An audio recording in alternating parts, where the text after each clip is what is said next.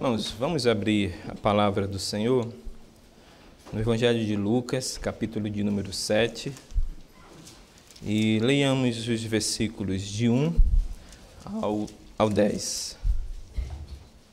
Lucas 7, do 1 ao 10.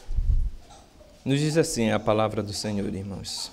Tendo Jesus concluído todas as suas palavras, dirigidas ao povo, entrou em Cafarnaum. E o servo de um centurião, a quem este muito estimava, estava doente quase à morte.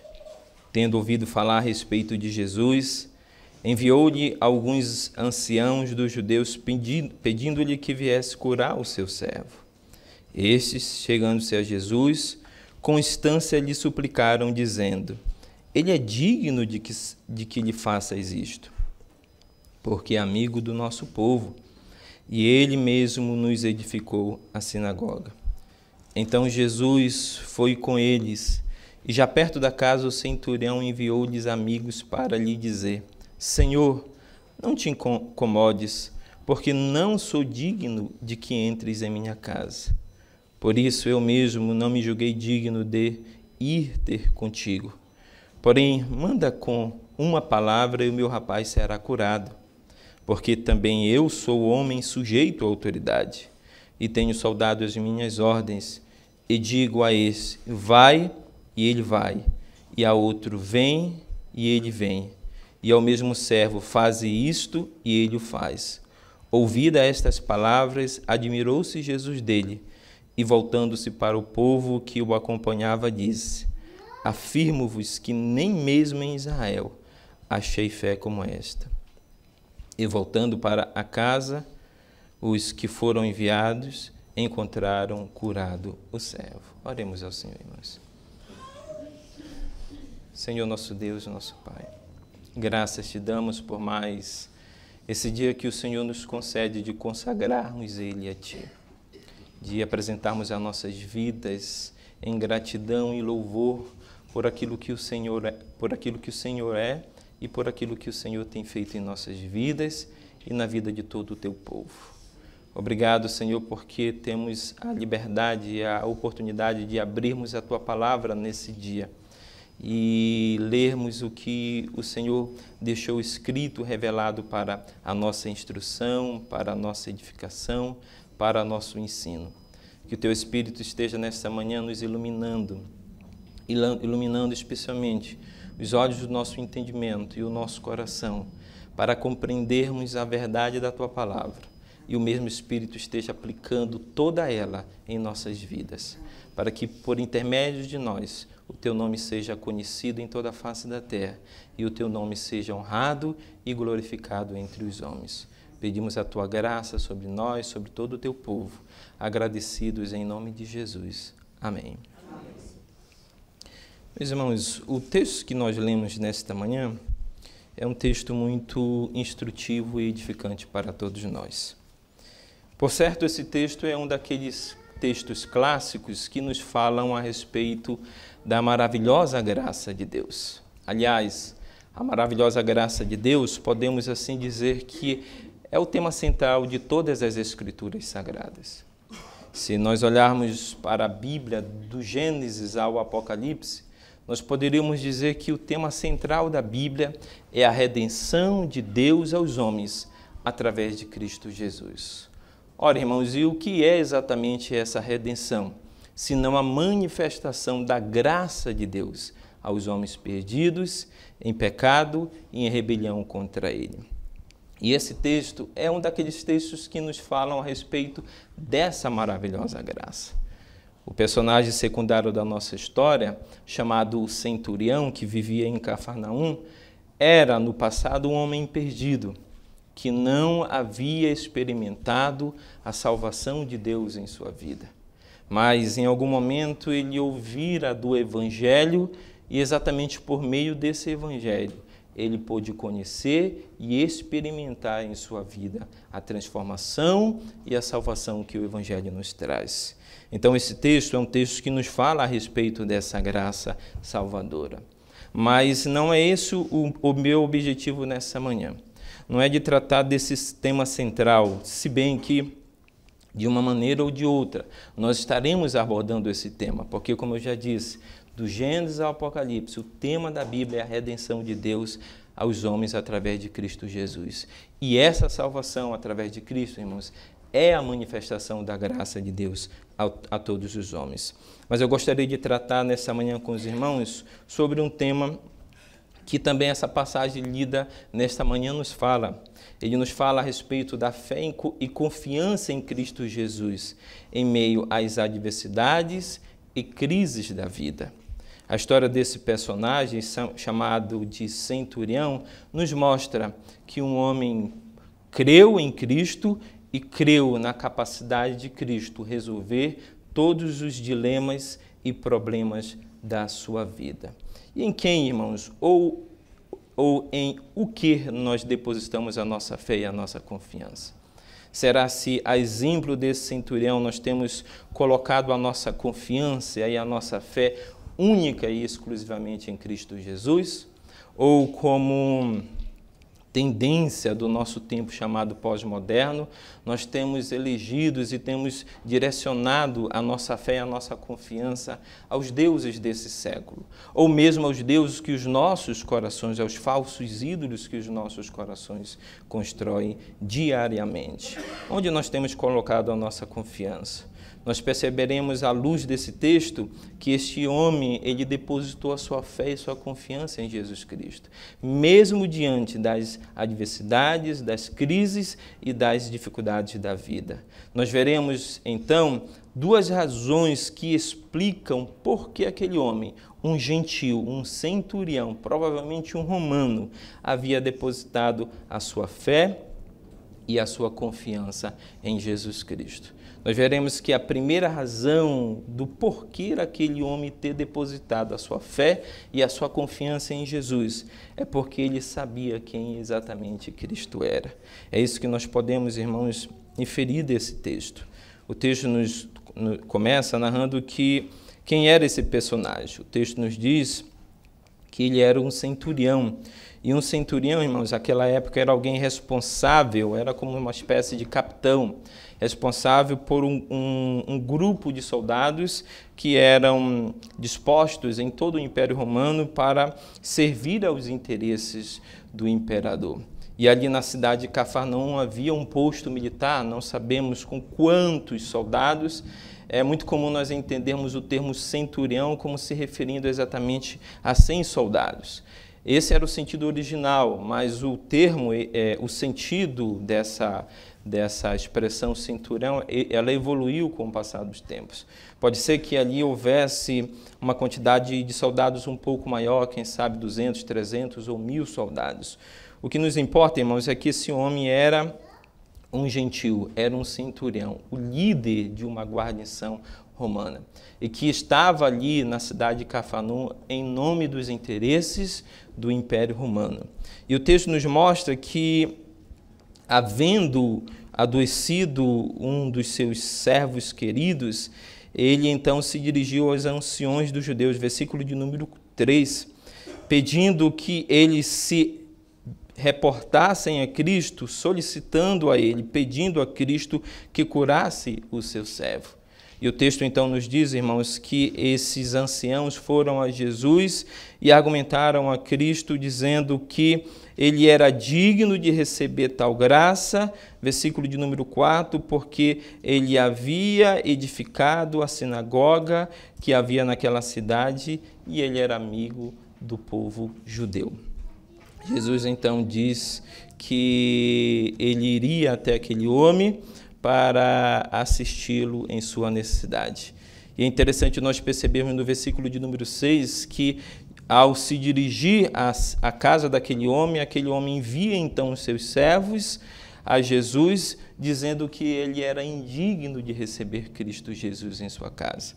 No versículo de número 6, nós encontramos a palavra Senhor presente nesse texto. O texto diz assim, a parte B do versículo de número 6, e já perto da casa, o centurião enviou-lhe amigos para lhe dizer, Senhor, não te incomodes. Aquele centurião ele reconheceu quem Jesus Cristo realmente era. Ele havia reconhecido que Jesus era Senhor, que Jesus era o próprio Deus. E o interessante dessa passagem é nós percebermos que aquele centurião, ele provavelmente não era apenas um amigo dos judeus. O centurião interessava-se pelo culto judeu e talvez tenha sido um homem temente a Deus, um gentio que decidiu se juntar a uma sinagoga para adorar o verdadeiro Deus, porém não fez a circuncisão, nem se tornou um judeu no sentido pleno do termo. Aquele gentio, irmãos, não era apenas um mero amigo dos judeus. Muito provavelmente ele era quase uma espécie de prosélito. Ele era aquele que os judeus chamavam de tementes a Deus. Os tementes a Deus eram os gentios que haviam se convertido à fé dos judeus, mas que não haviam submetido a todas as prescrições da lei de Moisés. Eles criam que o Deus de Israel, o Deus dos judeus, era exatamente o único e verdadeiro Deus. E muitos deles cultuavam a Deus nas sinagogas, mas eles não cumpriam o quesito primário e principal da lei, primário da lei, que era exatamente a circuncisão. Talvez fosse o caso desse centurião. Ele não tenha se submetido a todas as ordenanças da lei de Moisés, ele não tenha circuncidado a ele e os da sua casa, mas, por certo, ele era um frequentador da sinagoga. E nós conhecemos por meio de outras passagens, como, por exemplo, do capítulo 5 do Evangelho de Lucas, que Jesus Cristo havia, em outros momentos, passado nessa sinagoga. Por exemplo, nos textos anteriores ao capítulo de número 7, nós podemos perceber que Jesus realizou muitos milagres e muitas curas na cidade de Cafarnaum. Assim como em Nazaré, quando ele entrou na sinagoga em um sábado, abriu a palavra do Senhor lá no texto de Isaías e disse que ele era o cumprimento daquelas profecias, da mesma forma Jesus, por certo, irmãos, em outras ocasiões já havia estado ali naquela sinagoga, já havia falado a respeito da salvação de Deus, já havia se pronunciado àqueles homens, anunciando a eles que ele era o Filho de Deus, que ele era o Messias, que ele era a esperança e a salvação do povo de Deus. Muito provavelmente, irmãos, aquele centurião era um temente a Deus. Era um homem que aos sábados ia à sinagoga e, em algum momento, deve ter ouvido as palavras de Jesus Cristo, as palavras de salvação, as palavras de graça. E aquele homem, a partir daquele momento, deve ter tido seus olhos espirituais abertos para a compreensão de quem realmente Jesus Cristo era e da missão que Jesus Cristo havia recebido sobre si ao vir a este mundo. Por quê, irmãos? Porque o texto nos diz que ele se reporta a Jesus, o chamando de Senhor. O chamando de Senhor. E é interessante nós percebemos também no texto que Jesus elogia a fé daquele homem. Nós percebemos no versículo de número 9, veja o que diz o verso 9, ouvida essas palavras, admirou-se Jesus dele e, voltando-se para o povo que o acompanhava, disse: afirmo-vos que nem mesmo em Israel achei fé como esta. Talvez você esteja pensando consigo mesmo, mas esta fé que o texto nos revela era uma mera confiança em Jesus Cristo. Afinal, ele havia talvez presenciado ou tenha ouvido muito falar da fama de Jesus Cristo, que corria toda a Judéia, toda a Galileia, todo o território de Israel naquele tempo. E a cidade de Cafarnaum havia presenciado muitos dos milagres, curas e prodígios que Jesus Cristo havia operado naquela cidade. Por certo, ele já tinha ouvido falar muito a respeito desses milagres de Jesus. E, portanto, ele talvez, você esteja pensando, ele estivesse diante daquela dificuldade, pensado consigo mesmo, aquele homem é capaz de resolver o meu problema, aquele homem é capaz de curar o meu servo. Mas olhando, irmãos, para Mateus, capítulo de número 8, vamos lá para o texto de Mateus, que é o texto paralelo exatamente dessa passagem, nós percebemos no versículo de número 11 que aquele homem havia manifestado não uma mera confiança em Cristo Jesus, como um homem incapaz de curar o seu servo, de solucionar o seu problema. Depois das palavras daquele homem, Jesus então se reporta àquela multidão e diz o seguinte, o que está registrado no versículo de número 11 do capítulo 8 de Mateus: digo-vos que muitos virão do Oriente e do Ocidente e tomarão lugares à mesa com Abraão, Isaque e Jacó no reino dos céus, ao passo que os filhos do reino serão lançados para fora, nas trevas ali haverá choro e ranger de dentes. Essa passagem de Mateus 8, versículo de número 11, irmãos, ela na verdade traz um tema que está presente lá em Isaías 25, que é o tema do banquete messiânico, em que é interessante nós lermos essa passagem em que o profeta Isaías fala a respeito da salvação de Deus sobre os gentios.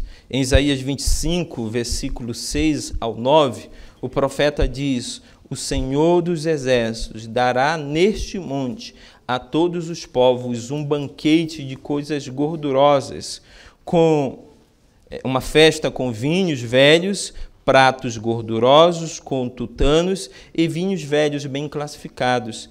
Destruirá neste monte a coberta que envolve todos os povos, o véu que está posto sobre todas as nações.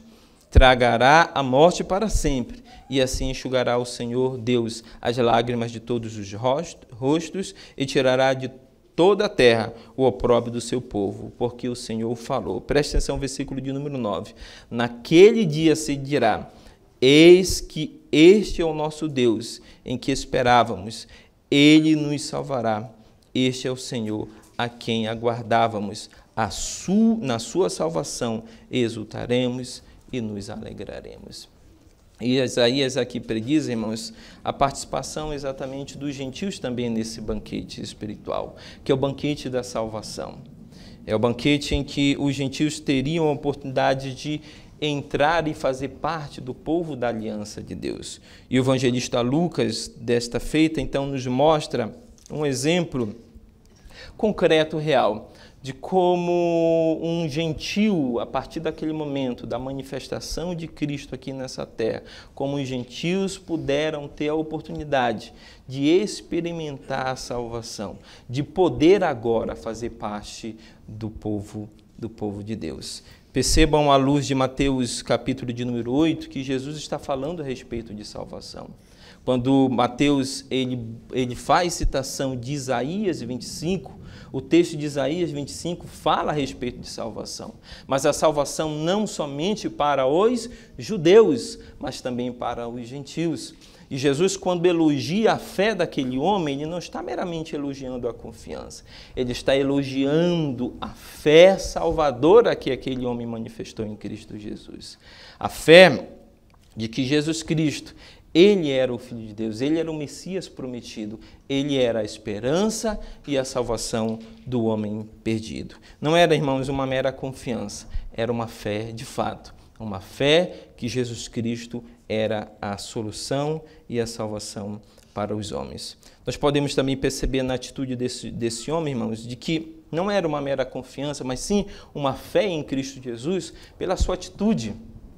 Quando Jesus Cristo, atendendo o pedido dos anciãos e se dirige à casa daquele centurião, o texto de Mateus e de Lucas nos narram, harmonizando o texto, que primeiramente aquele homem enviou os seus amigos a Jesus Cristo e fez que lhe fizeram um pedido especial, dizendo que Jesus Cristo não fosse à sua casa, porque ele pessoalmente não era digno de receber Jesus Cristo em sua casa. Mas o texto de Lucas nos diz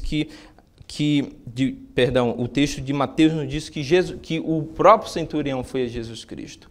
E aí nós poderíamos pensar como esses textos, então, aparentemente contraditórios, eles podem se harmonizar. Enquanto que o texto de Lucas nos narra que ele enviou os seus amigos, o de Mateus nos diz que ele vai pessoalmente a Cristo Jesus e se reporta ao Mestre com aquelas palavras, dizendo que ele não era digno de receber Jesus Cristo em sua casa. Provavelmente, irmãos, aquele homem, de fato, ele enviou os seus amigos a Jesus. Mas quando ele tomou conhecimento que Jesus Cristo havia decidido ir à sua casa, ele próprio se dirigiu a Jesus Cristo e se reportou ao mestre dizendo as mesmas palavras que ele havia dito aos seus amigos que dissessem a Jesus, de que ele não era digno de receber Jesus Cristo em sua casa. O que nós percebemos na atitude desse homem, irmãos? Nós percebemos na atitude desse homem uma atitude de humildade.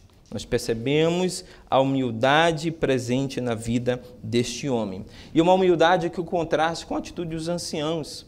Nós percebemos no versículo de número 4, veja Lucas 4, quando os anciãos se reportam a Jesus, no versículo 13, 4, eles dizem a Jesus que Jesus fosse à casa daquele homem e que curasse o seu servo. Por qual razão? Porque ele era amigo do povo judeu e ele havia edificado uma sinagoga para eles naquela cidade. Veja que baseado na justiça própria, na lei da retribuição que o judeu cria, aquele homem, diante de Deus e diante de Cristo, era alguém merecedor da graça de Deus. Mas, para a vergonha daqueles anciãos, irmãos, aqueles anciãos dos judeus, aquele homem se reportou a Cristo com extrema humildade. Ele reconheceu que ele era um homem indigno, que ele era um pecador e que ele não poderia, de forma alguma, receber a Cristo em sua casa, porque ele não tinha os méritos necessários para isso. Esse texto, então, irmão, nos remete automaticamente ao sermão de Jesus Cristo no monte, lá em Mateus 5, onde na primeira bem-aventurança Jesus diz: bem-aventurados humildes, porque deles é o reino dos céus. Às vezes, e há uma tradução, inclusive, que traduz da seguinte forma: bem-aventurados pobres, porque deles é o reino dos céus. Nós podemos achar que a pobreza a qual Jesus se referiu é a pobreza material, é a pobreza física, é a falta de recursos, é a falta de dinheiro, e não é a essa pobreza que Jesus está se referindo. A pobreza que Jesus se refere, a humildade que Jesus se refere, lá em Mateus 5, e que esse homem demonstrou na sua vida, é exatamente aquela condição em que o homem reconhece a sua situação espiritual diante de Deus e percebe que diante de Deus ele é um homem condenado, ele é um pecador condenado eternamente à perdição e que não há nele mérito algum, não há nele obra alguma favorável a ele, que possa ser apresentado diante de Deus para que ele possa alcançar de Deus alguma misericórdia qualquer. Aquele homem, irmãos, a exemplo da primeira bem-aventurança que Jesus mencionou em Mateus 5, ele pôde reconhecer que ele era um pecador, que ele era indigno diante de Deus, que ele não tinha méritos, que ele não tinha boas obras para apresentar diante de Deus, mas que ele era apenas um miserável e pobre pecador. E Jesus elogia exatamente essa fé desse centurião, que é demonstrada na sua própria atitude, de reconhecer que ele era um humilde e miserável pecador. Suas palavras e atitude, irmãos, revelam sua fé genuína, a mesma presente na confissão de Pedro, lá em Mateus 16, quando Jesus pergunta aos seus discípulos quem ele era.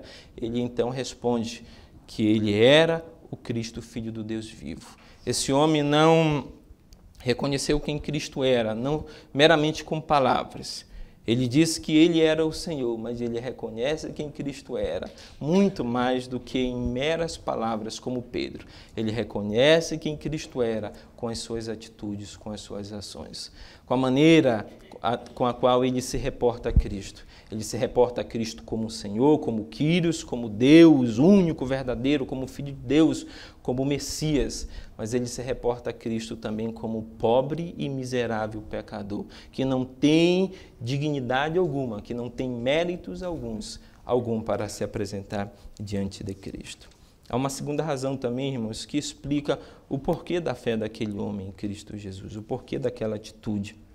Primeiro, ele reconheceu quem Cristo era. Ele reconheceu que Cristo era o Filho de Deus, que Cristo era Deus, que Cristo era o Messias. Segundo, ele reconheceu a tamanha autoridade que havia em Jesus Cristo, oriundo de sua natureza e de sua posição. O texto lá no capítulo de número 7 nos diz que ele, quando então enviou os seus amigos a Jesus, eles lhe fizeram um pedido. de que Cristo não fosse à sua casa porque ele não era digno de recebê-lo. Ele então diz a Jesus que ele era um homem investido de autoridade e submisso a outras autoridades. E que como alguém revestido de autoridade, ele, versículo de número 8, ele dizia a um soldado, dando ordens, e esse obedecia, dizia ao seu servo, dando ordem, e ele assim o fazia. Da mesma forma, ele pedia a Jesus Cristo que com somente uma palavra, ele ordenasse a cura do seu servo, e esse seria curado. Irmãos, o fato de Jesus Cristo ter elogiado a fé desse homem é um fato marcante em todo o Evangelho. A palavra admirou-se, ela só é encontrada nos Evangelhos em 2 ocasiões. A primeira está lá em Marcos, capítulo de número 6, versículo de número 6, quando Jesus Cristo vai à cidade de Nazaré e ele é recebido pelos seus naquela cidade, e então os seus se recusam a crer que ele era o Filho de Deus, dizendo a ele: mas esse não é José?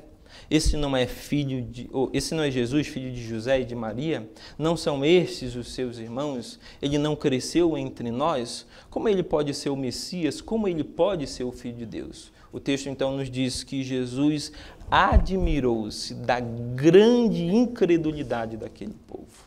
Essa, tirado o texto de Lucas 7, é a única ocasião em que Jesus se admira diante de pessoas, diante da multidão. Essa é a segunda vez em que Jesus se admira, mas dessa feita não pela incredulidade dos nazarenos, mas pela credulidade daquele homem, porque ele creu que quem Jesus Cristo realmente era. Ele creu que Jesus Cristo era o Filho de Deus, e ele creu exatamente que ele era alguém revestido de autoridade por causa da sua natureza e por causa da sua posição. Ele diz então no versículo 8, dizendo por meio dos seus servos e depois dizendo pessoalmente, que ele era investido de autoridade, como um centurião delegado pelo Império Romano. Ele dizia ao seu soldado: vai, e ele ia. E ele dizia ao seu servo: faz, e assim ele fazia. E ele reconheceu que Jesus Cristo era o Filho de Deus, que ele era o Messias, que ele era alguém investido de autoridade e que bastaria uma única palavra para que o seu servo fosse curado naquele momento. Interessante nós percebermos é que até esse momento Jesus Cristo não havia feito nenhum milagre à distância. Essa é a primeira ocasião em que Jesus, mesmo não estando presente ao lado daquela pessoa acometida de enfermidade ou apoderada pela morte, Jesus Cristo simplesmente pronuncia uma palavra e então o milagre acontece. Aquele servo é instantaneamente curado. Esse texto, então, irmãos, nos mostra que Jesus Cristo, ele era o Filho de Deus, revestido de autoridade. E o evangelista Lucas, ele começa a nos mostrar isso, não no capítulo 7 unicamente, mas a partir do capítulo de número 3, versículo 22. Veja o que diz o verso 22 do capítulo de número 3 do Evangelho de Lucas. É aquele episódio em que Jesus Cristo é batizado por João. O texto diz: e o Espírito Santo desceu sobre ele em forma corpórea, como pomba, e ouviu-se uma voz do céu dizendo: tu és o meu filho amado, em ti me comprazo.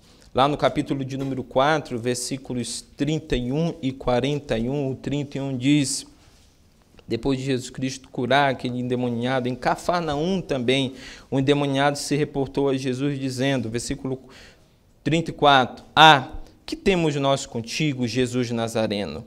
Vieste para perder-nos, bem sei que és o Santo de Deus. Mas Jesus repreendeu dizendo: cala-te e sai deste homem. Lá no versículo de número 41 do mesmo capítulo de número 4, o texto diz: tu és o Filho de Deus. Ele, porém, os repreendia para que não falassem, pois sabiam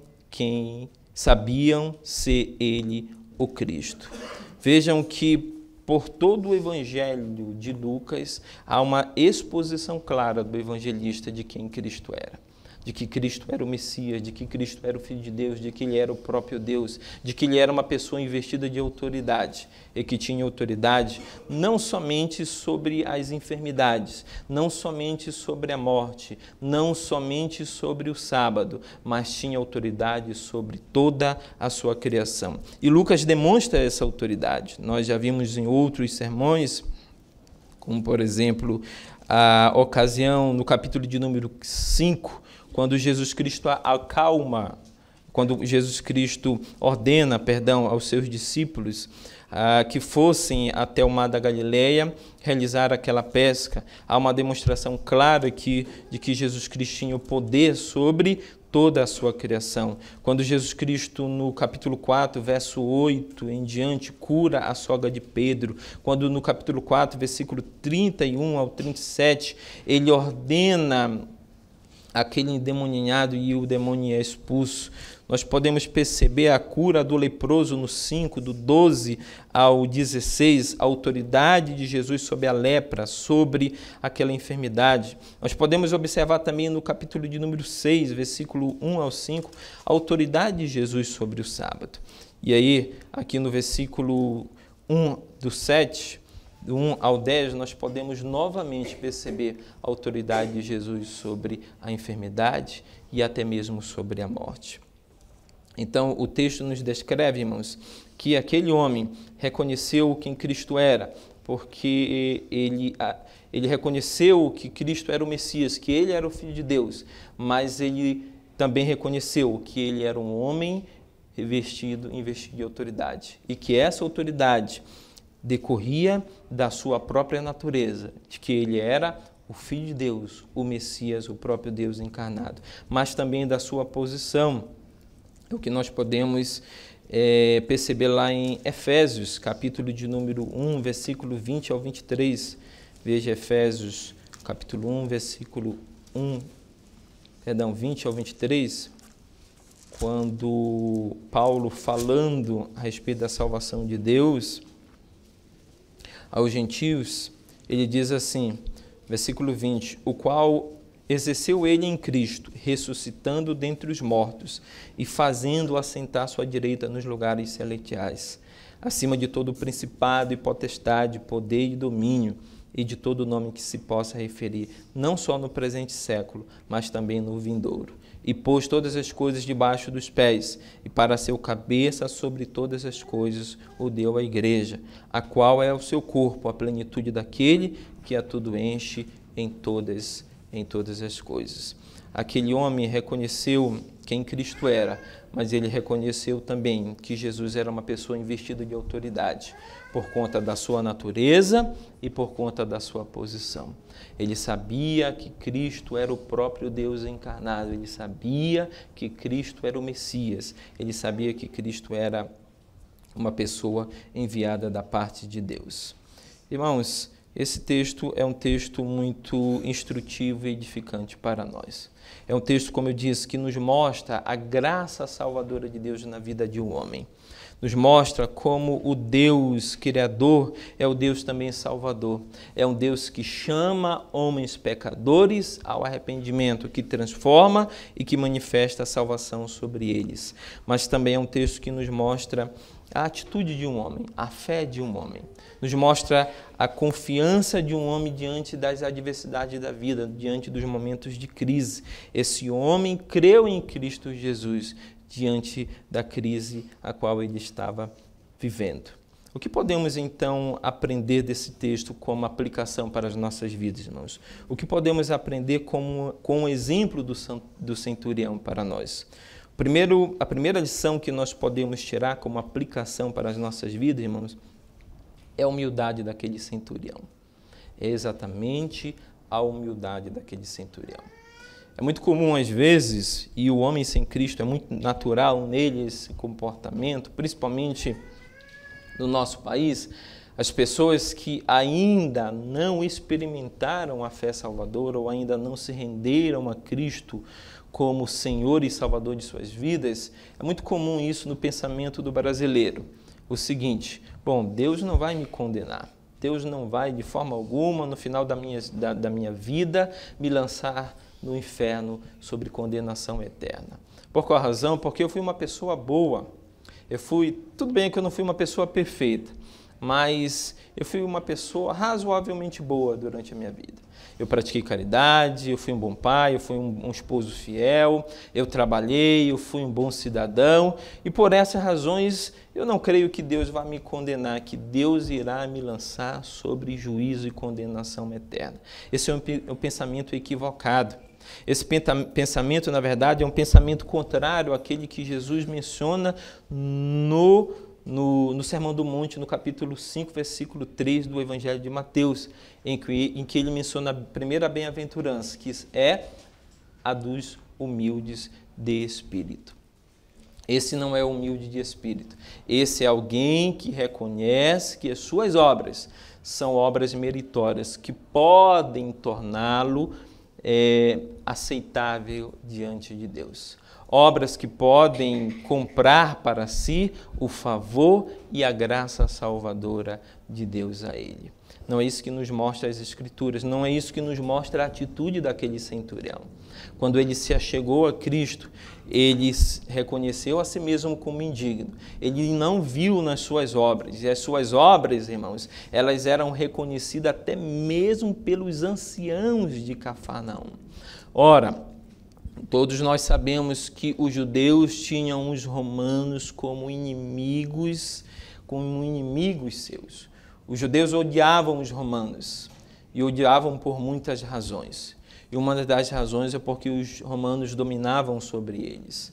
E os judeus não tinham os romanos como pessoas a quem merecia respeito ou dignidade. E o texto nos mostra que aquele homem foi honrado pelos judeus daquela cidade.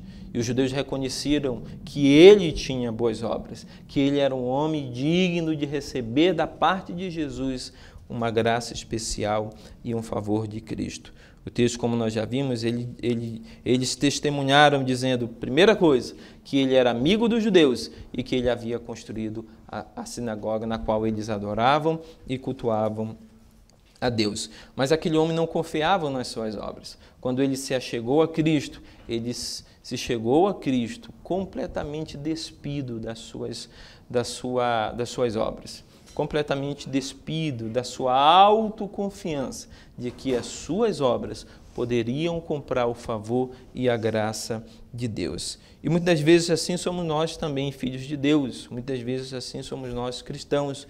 Nós nos achegamos a Deus confiando nas nossas boas obras. Nós nos achegamos a Deus como aquele fariseu a quem o Evangelho narra, comparando a atitude do fariseu com a do publicano, quando ambos se achegaram a Deus. E o fariseu, então, na sua oração, disse, Senhor, eu te dou graça porque eu não sou como esse publicano.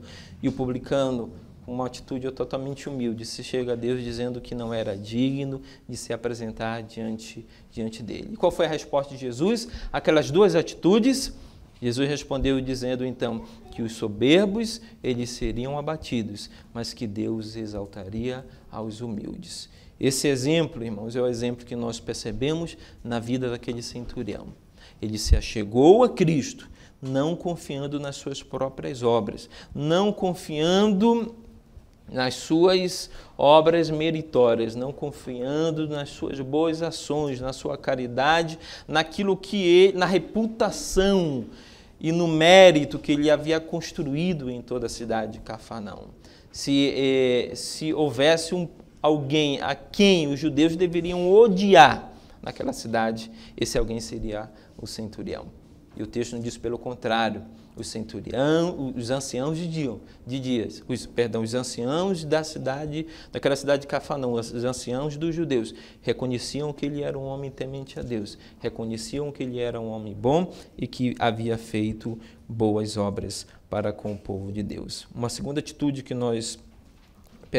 exemplo que nós podemos, irmãos, tirar para as nossas vidas da história desse centurião é a fé daquele centurião. Ele creu em Cristo Jesus. Ele não meramente confiou que Cristo seria capaz de resolver o seu dilema. E o seu dilema era que o seu servo, muito estimado e muito querido, estava à beira da morte. Ele confiou, lógico, que Cristo Jesus poderia curar o seu servo daquele quadro. Mas mais que isso, ele confiou que Jesus Cristo era o Filho de Deus. Ele confiou que ele era o próprio Deus. Ele confiou que ele era o caminho de salvação para ele. Ele confiou que Jesus Cristo era a única solução para o problema maior da sua vida, que não era a enfermidade do seu servo, era o problema do pecado. O pecado que leva o homem à condição de perdido e de eternamente condenado diante de Deus. E o texto nos mostra, então, irmãos, que essa é a fé que nós devemos ter. Para aqueles que ainda não se voltaram a Cristo com esta mesma fé, o centurião nos deixa esse exemplo, de que nós, ou você que ainda não se rendeu a Cristo, que ainda não olhou para Ele com os olhos da fé, não olhando para si mesmo, não olhando para o seu interior, para os méritos que estejam à sua volta, mas vendo a si mesmo, olhando para si, mas vendo a si mesmo como aquele homem, como indigno diante de Deus, indigno diante de Cristo, por não ter nenhum mérito diante dele. E então confiando que somente Ele pode solucionar o problema do pecado. Somente Cristo pode trazer a salvação e a redenção ao homem. Uma terceira e última aplicação que nós podemos tirar desse texto, irmãos, é que o poder de Cristo é tão grande que Ele conseguiu curar aquele jovem moribundo à distância e, na sequência, ressuscitar outro jovem que estava morto. Jesus é o Senhor Deus e o Salvador totalmente suficiente, que veio para resgatar de seu pecado e de sua miséria. Ninguém precisa se desesperar, irmãos. Todos deveriam, como aquele homem, buscar a graça de Cristo para curar-se de sua alma nesta era e a cura de tudo na era vindoura.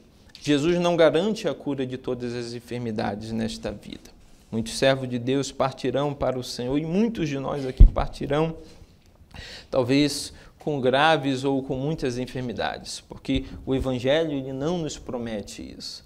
Mas o Evangelho nos promete que Jesus nos garante, sim, a cura da nossa alma, a cura para a doença do pecado. É isso que Jesus nos garante. E foi essa cura que Jesus pôde estender àquele homem. Ao seu servo ele ordenou para que ele fosse curado e mesmo estando distante, aquele homem foi curado. Mas aquele homem, aquele centurião, Jesus pôde curá-lo da doença da sua alma. Ele pôde curá-lo da enfermidade causada pelo seu pecado. Porque é isso que o pecado faz em nós. O pecado é como um vírus, é como uma doença mortal. Ele corrói o homem, ele o destrói gradativamente, primeiramente, quebrando a comunhão com Deus, o afastando de Deus. E foi isso que Cristo pôde estender àquele homem. Foi isso que aquele homem pôde experimentar em sua vida. Deus o trouxe à vida. Deus, por meio de Cristo Jesus, através da proclamação do Evangelho, trouxe aquele homem à vida novamente, o curando de sua enfermidade, do seu problema maior, que era o problema da doença da sua alma, causada pelo pecado. E que, a exemplo desse homem, irmãos, tenhamos a mesma humildade.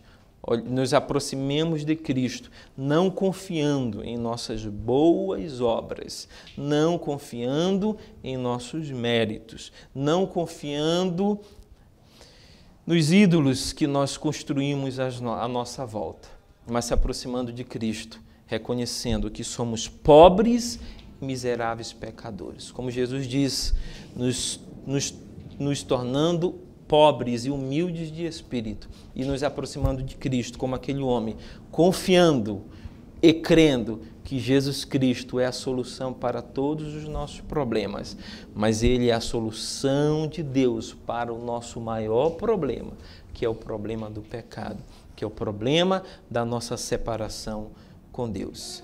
E que, a exemplo desse homem, irmãos, nos voltemos confiando que Cristo Jesus, Ele nos garante essa cura, Ele nos garante a solução desse problema do pecado e na vida futura, a solução e a cura de todas as outras enfermidades, inclusive a do corpo físico. Porque a promessa do Evangelho é que quando Cristo vier, quando formos transformados na sua vinda, que nós recebermos o nosso corpo glorificado, que será um corpo à semelhança de Cristo, esse corpo não sofrerá mais os efeitos do pecado.